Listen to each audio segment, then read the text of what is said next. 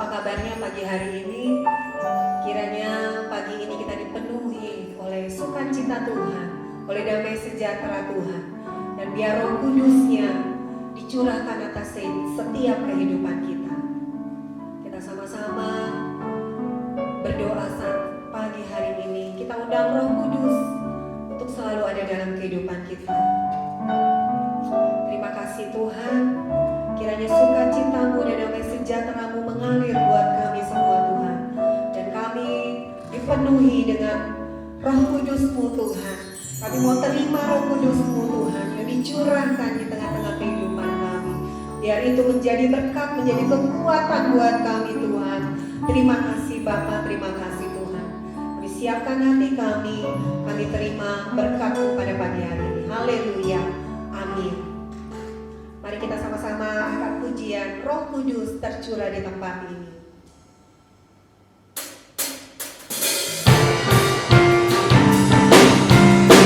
Amin Tuhan, kami terima Roh pagi ini. Kami dipenuhi dengan sukacita-Mu yang mengalir dari Tuhan. Tercurah di tempat urapan-Mu yang ajaib.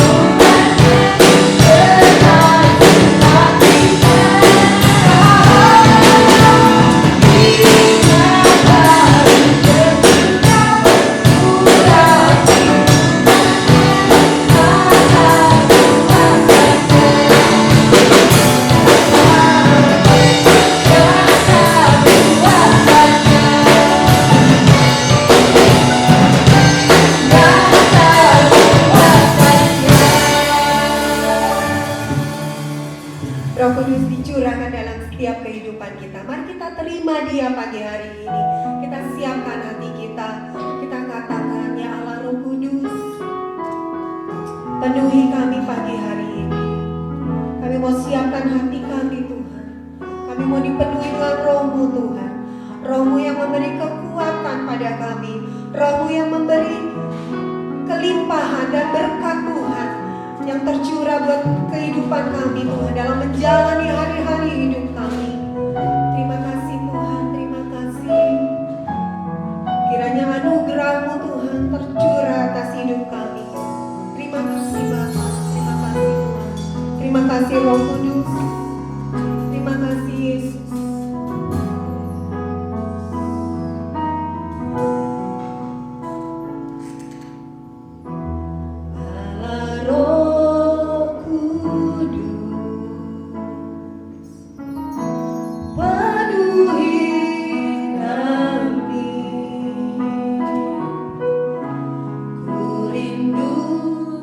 Kau selalu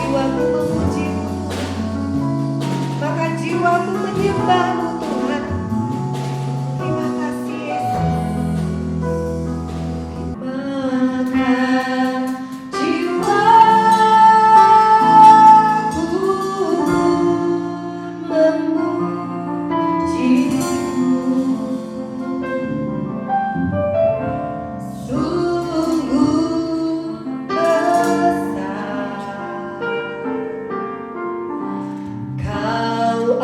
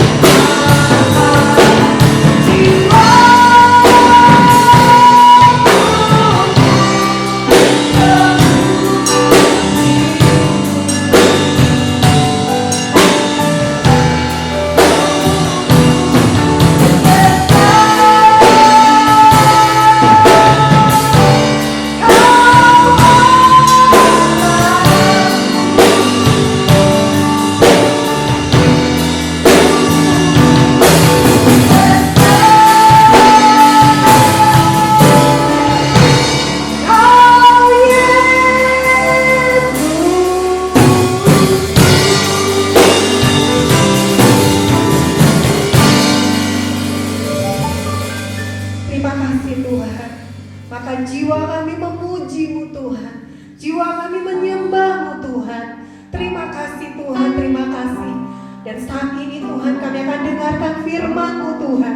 Biar firman-Mu ditaburkan di dalam hati kami Tuhan. Biar bertumbuh berbuah dengan lebat Tuhan. Terima kasih Bapa, terima kasih. Di dalam nama Tuhan Yesus kami berdoa dan mengucap syukur. Haleluya. Amin.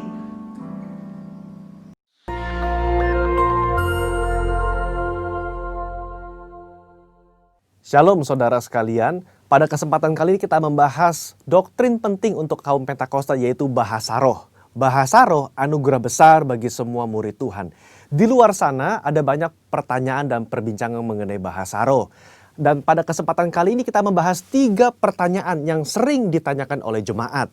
Yang pertama, apakah bahasa roh bisa dipelajari? Nah saudara, jawabannya adalah tidak. Bahasa roh tidak bisa dipelajari. Secara konsisten dalam Alkitab kita melihat orang itu harus dipenuhi oleh karunia Roh Kudus. Lalu secara otomatis mereka akan berkata-kata dalam bahasa roh. Dalam Kisah Rasul pasal 2 ayat yang keempat, maka penuhlah mereka dengan Roh Kudus. Lalu mereka mulai berkata-kata seperti yang diberikan oleh roh itu kepada mereka. Nah saudara lihat, mereka harus dipenuhi oleh karunia Roh Kudus, baru mereka berkata-kata dalam bahasa roh. Contoh kedua, dalam Kisah Rasul 10 ayat 44-46. Ketika Petrus berkhotbah di keluarga Kornelius, maka turunlah Roh Kudus dari atas lalu memenuhi keluarga Kornelius. Dan mereka berkata-kata dalam bahasa roh. Jadi saudara, kita jelas bahwa bahasa roh itu secara otomatis diberikan langsung oleh Roh Kudus, bukan oleh manusia. Karena itu kita percaya tanda awal orang dibaptis Roh Kudus adalah dia berkata-kata dengan bahasa roh. Pertanyaan kedua, apakah orang yang tidak berbahasa roh akan masuk neraka? Jawabannya jelas tidak saudara. Kenapa? Karena urusan surga dan neraka itu mengenai keselamatan. Dan orang percaya kita selamat by grace through faith. Karena kasih karunia melalui iman. Tidak ada indikasi mengenai bahasa roh. Meskipun begitu, orang percaya akan kehilangan manfaat besar kalau mereka tidak berbahasa roh. Ada beberapa manfaat yang dijelaskan oleh Alkitab. 1 Korintus pasal 14 ayat yang keempat mengatakan begini. Mereka yang berbahasa roh sedang membangun dirinya sendiri. Kata membangun di situ menggunakan kata oikodomeo. Artinya seperti orang membangun tembok. Batu bata demi batu bata dibangun sampai menjadi tembok yang kokoh. Orang yang berbahasa roh sehari demi hari mereka berbahasa roh menguatkan manusia rohani mereka. Meskipun manusia batinia, meskipun manusia jasmani kita lemah, tetapi manusia rohani kita kuat. Dan manfaat kedua, Roma 8 ayat 26. Dikatakan roh juga membantu dengan berdoa untuk kita kepada Allah dengan keluhan-keluhan terdalam yang tidak terucapkan. Nah, saudara, seringkali di rumah ketika kita berdoa, kita kehabisan kata-kata untuk berdoa dalam bahasa Indonesia mungkin. Tetapi ketika kita berbahasa roh, kita bisa berdoa terus-menerus sampai roh itu mengeluarkan keluhan terdalam kepada Bapa mewakili kita semua. Pertanyaan ketiga, apakah semua orang bisa berbahasa roh? Jawabannya adalah ya. Kita kaum Pentakosta meyakini semua orang percaya yang lahir baru yang mau mereka bisa berbahasa roh. Fondasi firman-Nya ada dalam 1 Korintus 14 ayat yang kelima. Paulus mengatakan, aku suka supaya kamu semua berkata-kata dengan bahasa roh. Bapak Ibu, ada kata-kata semua di situ yang artinya semua orang yang mau pasti bisa berbahasa roh. Itu pun keinginan Paulus selaras dengan janji Tuhan di Yoel 2 ayat 28-32. Pada hari terakhir aku akan mencurahkan rohku ke atas semua manusia. Dan janji Tuhan dalam Markus 16 ayat yang ke-17. Tanda-tanda ini akan menyertai semua orang yang percaya. Yaitu mereka akan berkata-kata dengan bahasa yang baru. Sekian, saudara dikasih Tuhan, Tuhan Yesus memberkati.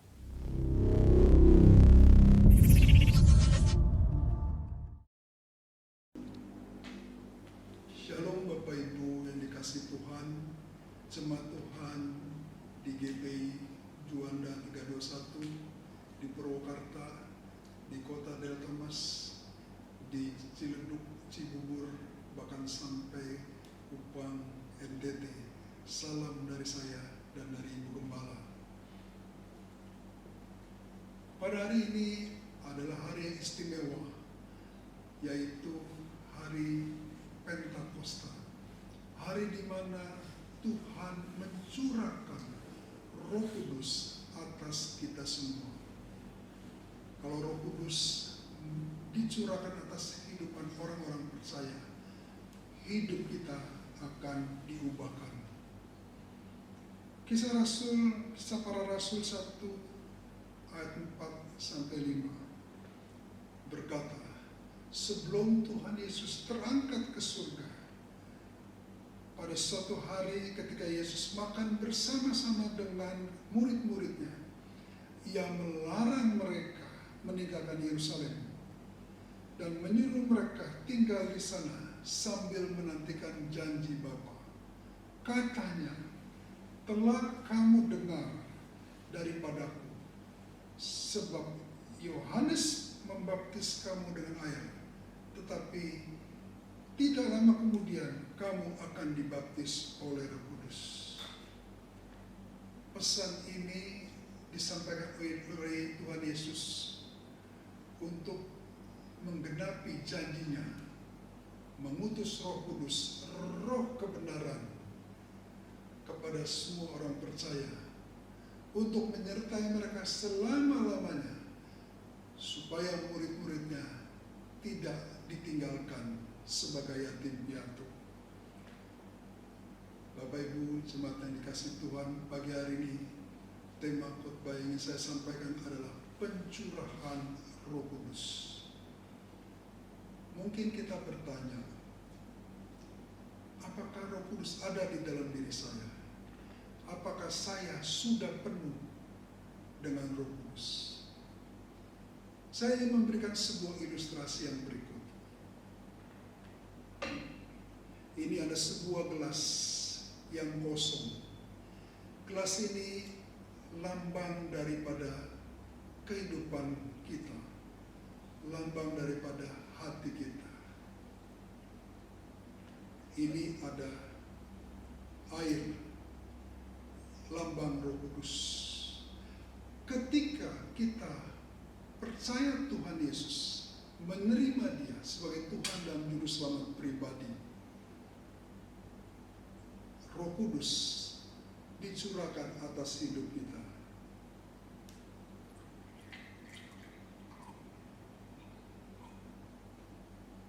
Pertanyaannya, seberapa besar peranan Roh Kudus di dalam kehidupan kita setelah kita lahir baru? Alkitab mengajarkan kita harus terus bertumbuh di dalam Roh Kudus, terus-menerus dipenuhi Roh Kudus, terus-menerus dipenuhi Roh Kudus. Sama seperti gelas ini penuh dengan air, demikian juga hidup kita harus penuh dengan Roh Kudus. Artinya seluruh hidup kita dikuasai, dipimpin sepenuhnya, dikontrol oleh Roh Kudus.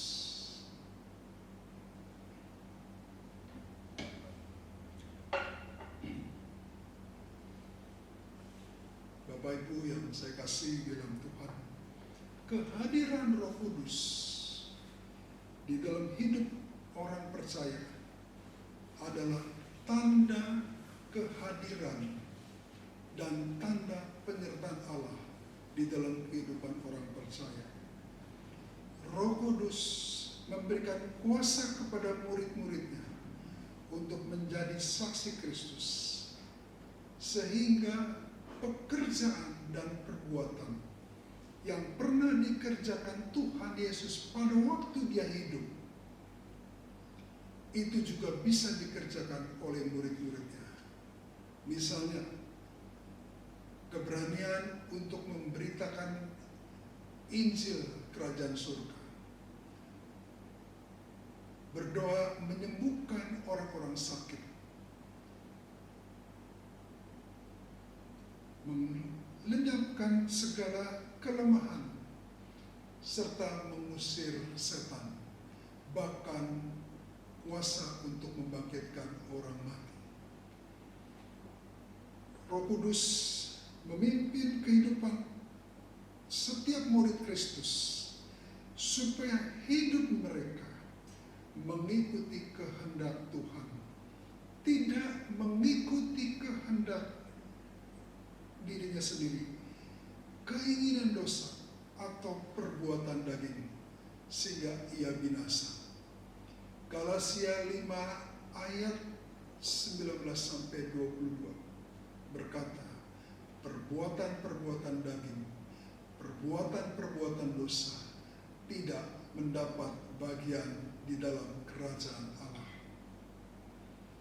Bapak Ibu yang dikasihi dalam Tuhan, Tuhan Yesus pernah berkata, bukan setiap orang yang berseru Tuhan, Tuhan yang masuk dalam kerajaan surga, tetapi dia yang melakukan kehendak Bapa di surga.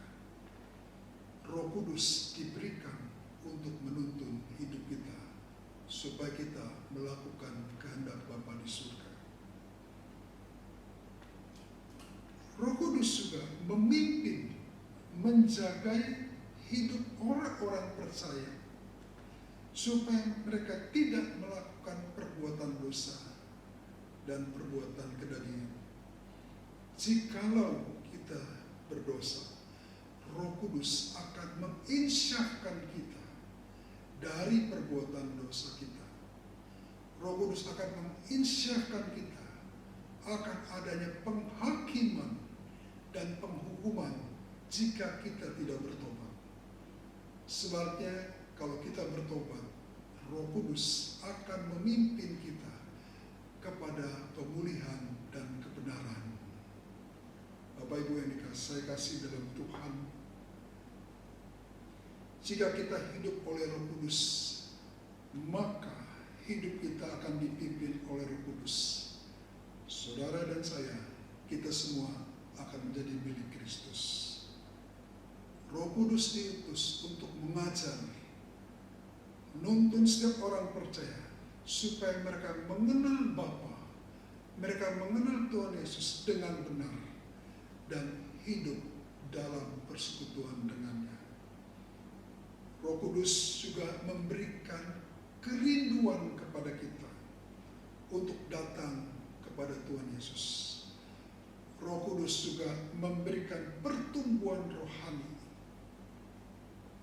kepada setiap orang percaya, supaya kita terus bertumbuh dan menghasilkan buah yang lebat.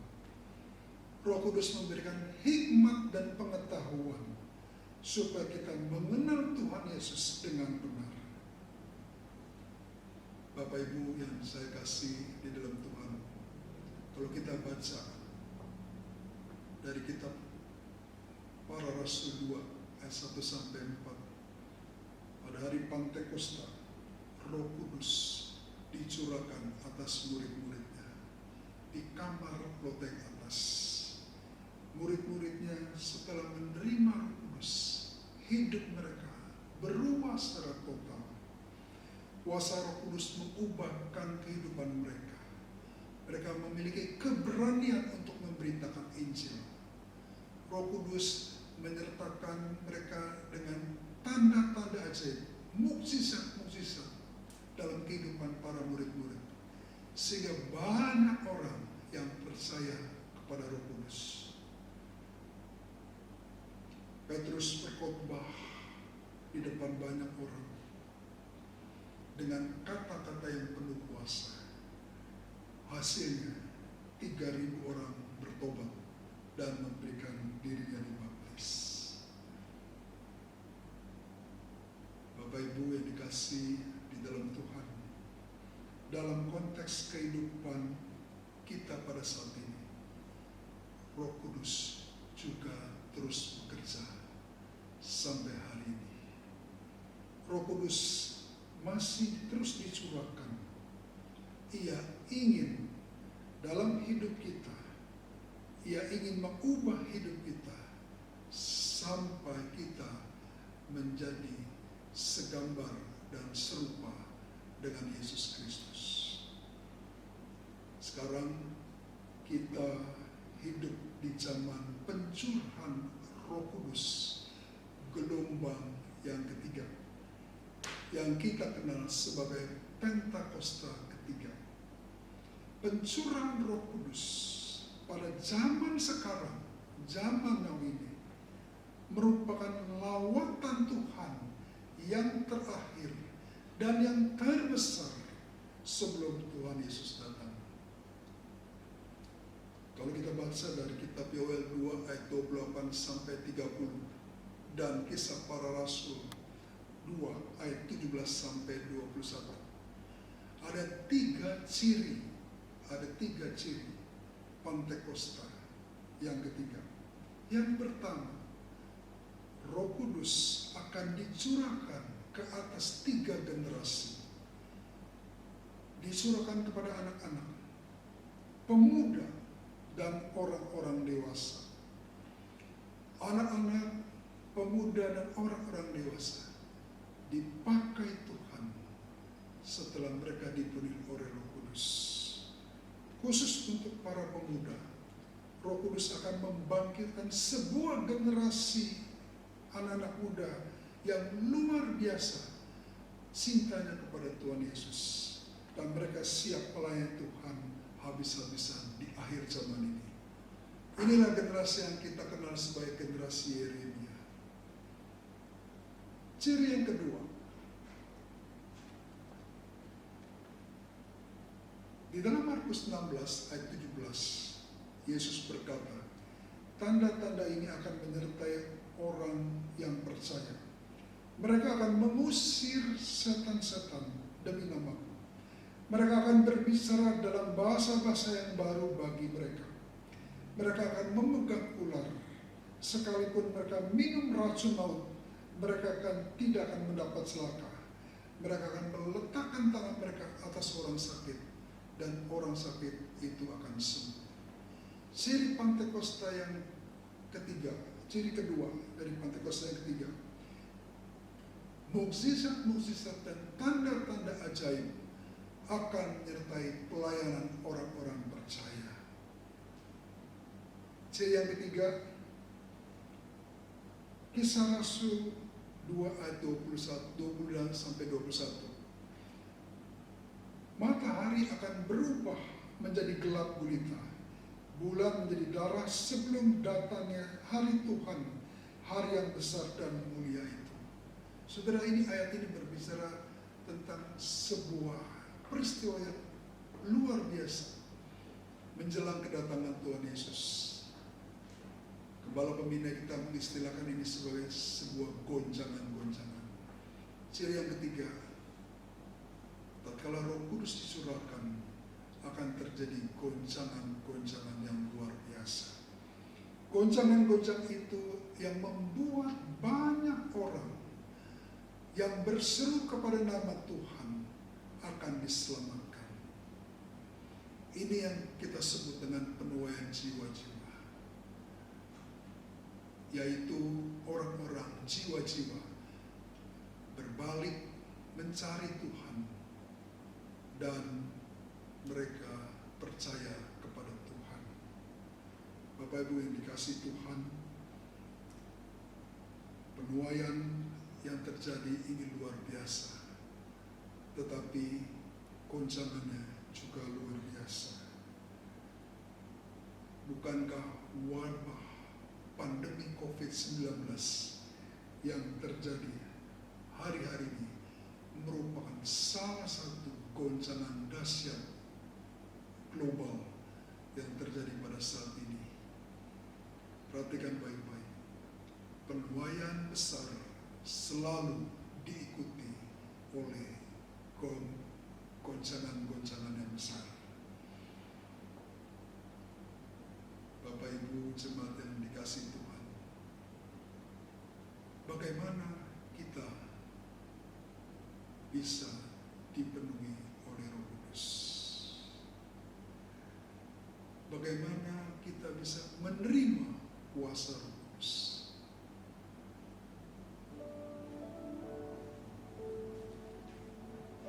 Ada 4 cara sederhana yang saya ingin bagikan kepada Bapak Ibu sekalian.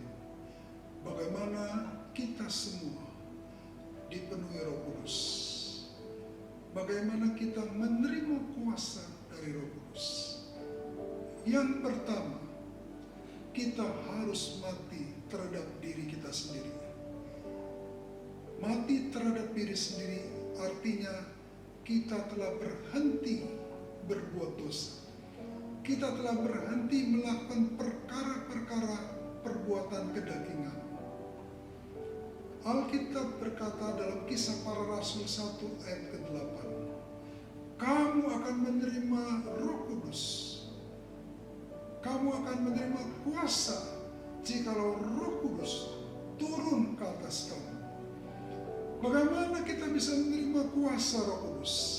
Bagaimana kita bisa menerima Roh Kudus kalau kita masih hidup dalam dosa?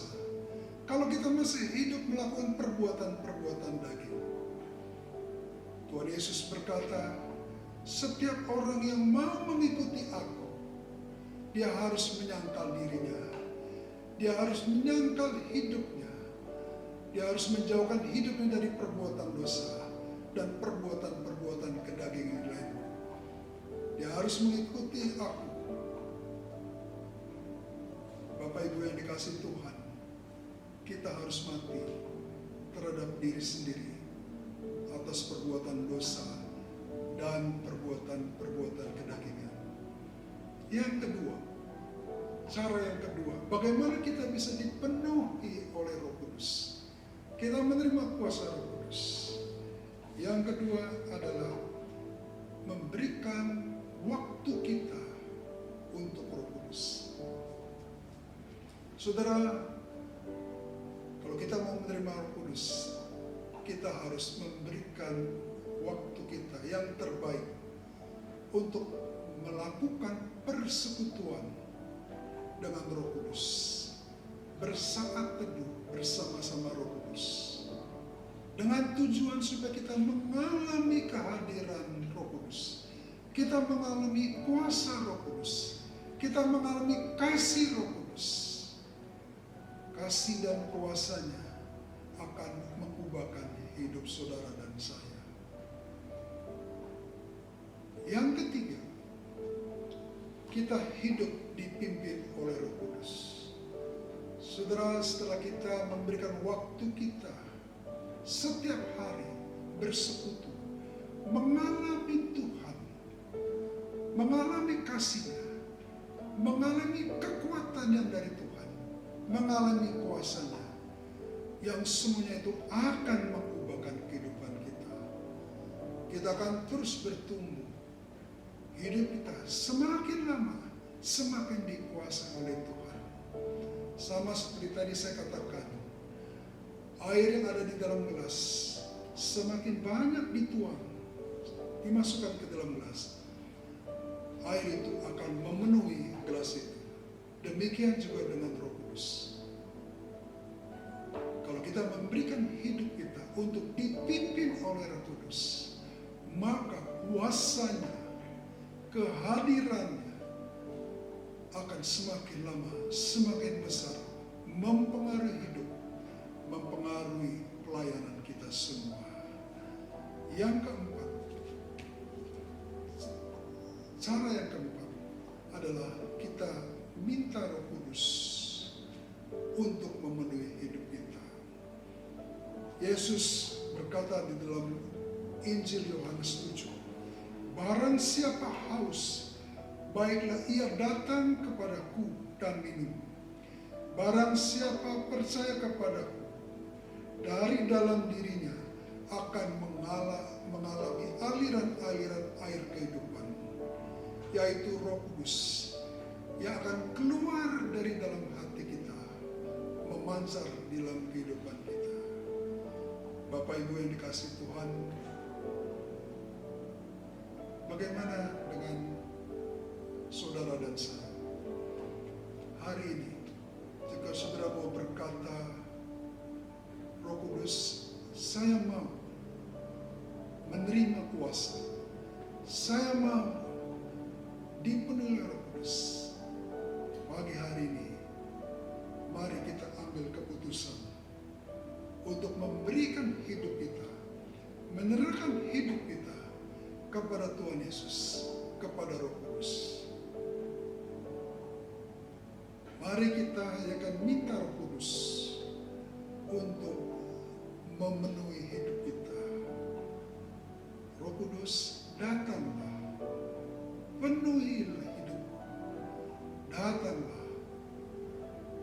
penuhi hidupku. Jamah aku. Mari kita tundukkan bersama-sama.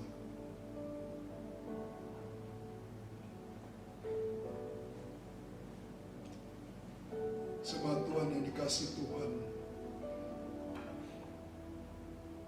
bagi Bapak Ibu semua yang pagi hari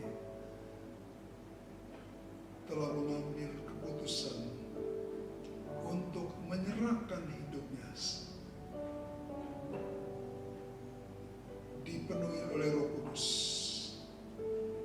Hari ini kau boleh angkat tangan, buka hatimu lebar-lebar, berkata kepada Tuhan Yesus, penuhi aku dengan Roh, penuhi aku dengan Roh Kudus. Pagi hari ini saya berdoa, Roh Kudus, penuhi mereka, jamah mereka, hati mereka, penuhi hidup mereka. Kuasa Roh Kudus menyertai kehidupan mereka. Kuasa Roh Kudus mengontrol hidup mereka. Jamah mereka, penuh Roh Kudus. Mari kita ya berdoa masing-masing. Yang bisa berbahasa roh, kita berbahasa roh. Iralaba shanta karalaba santa kalamaralaba santa karalaba shi. Roh Kudus, jamah mereka semua. Di hari Pantekosta ini, Engkau mencurahkan Roh Kudus. Pada saat ini, Pentakosta yang ketiga, Engkau berjanji akan mencurahkan Roh-Mu, Roh Kudus sekali lagi. Penuhi mereka, penuhi seluruh jemaat. Penuh Roh Kudus, penuh Roh Kudus, penuh Roh Kudus. Terima kasih Tuhan. Kami mengucap syukur dan berterima kasih. Kami percaya Roh Kudus telah memenuhi hati kami. Kuasa Roh Kudus menyertai hidup kami. Dalam nama Tuhan Yesus, kami sudah berdoa dan percaya. Mari kita semua sama-sama katakan, amin.